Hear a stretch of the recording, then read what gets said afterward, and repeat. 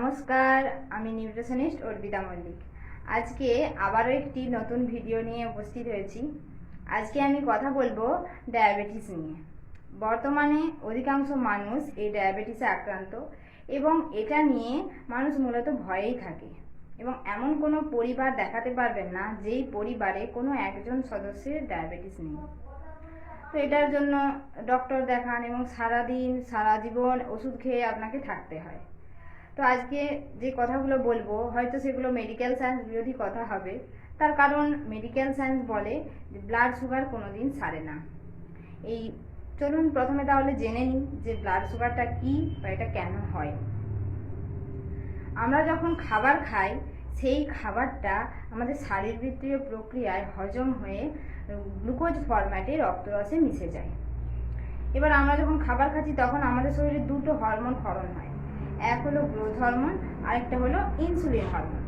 Growth hormone মানেই বুঝতে পারছেন যে আমাদের শরীরে গ্রোথে কাজে লাগছে, আর ইনসুলিন হরমোন কি করছে, আমাদের শরীরে যে সেল আছে সেই প্রত্যেকটা সেলে চাবির কাজ করছে। মানে আমরা যখন খাবার খাচ্ছি সেগুলো তো গ্লুকোজ ফরম্যাটে তৈরি হচ্ছে, রক্তে মিশছে।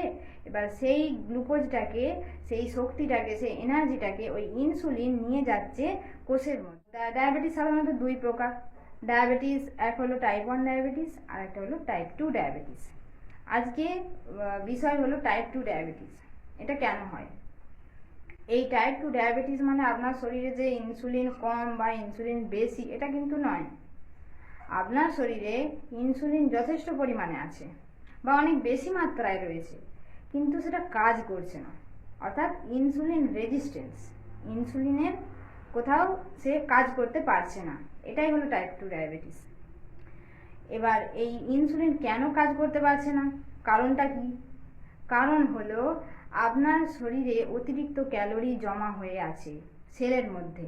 আপনি ধরুন সকালে ব্রেকফাস্ট করেছেন, এবার যখন দুপুরবেলা ব্রেকফাস্ট করছেন তখন হয়তো আপনার খিদে পায়নি, আপনি দুপুরবেলা আবার খাবার খেয়েছেন। এবার দুপুরের খাবার যখন আপনি খাচ্ছেন, খাওয়ার পর সেটা যখন গ্লুকোজে রূপান্তরিত হচ্ছে, তখন অলরেডি তো কোষের মধ্যে গ্লুকোজ রয়েছে, কোষ ভর্তি রয়েছে। এবার যখন বাইরে থেকে আরও গ্লুকোজ আসছে, সেটা যখন ওই ব্লাড যখন সেটাকে নিয়ে যাচ্ছে কোষের কাছে, এবার ইনসুলিন যখন তাকে ওই কোষের মধ্যে প্রবেশ করানোর চেষ্টা করছে, তখন কিন্তু সে ব্যর্থ হচ্ছে।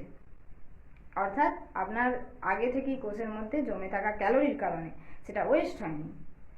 আপনার শরীরে অতিরিক্ত খাওয়া, অতিরিক্ত ক্যালোরি মানেই কিন্তু আপনার টাইপ 2 ডায়াবেটিস।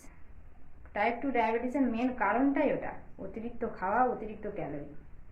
তাহলে এক্ষেত্রে কি করতে হবে? এক্ষেত্রে আপনাকে যেটা করতে হবে, আপনার জীবনযাপনটাকে আগের মতো করলে হবে না। আপনি ধরুন 1 বছর, 2 বছর, 4 বছর এভাবেই করে এসেছেন, একই জীবনযাপন করে চলেছেন এবং আপনার শরীরে গ্লুকোজটা কিন্তু পড়েই থাকছে, রক্তের মধ্যে পড়েই থাকছে, যার কারণে আজকে আপনি এই ডায়াবেটিসের রুগী। তো আপনার জীবনযাপনটাকে একটু পাল্টাতে হবে, সাথে সাথে ডায়েট চার্ট এবং কোনটা আপনার খাওয়া উচিত, কোনটা খাওয়া উচিত না এটা জানতে হবে। আর ক্যালোরিটাকে ওয়েস্ট করতে হবে, ডিটক্স করতে হবে, বডি ডিটক্স করতে হবে।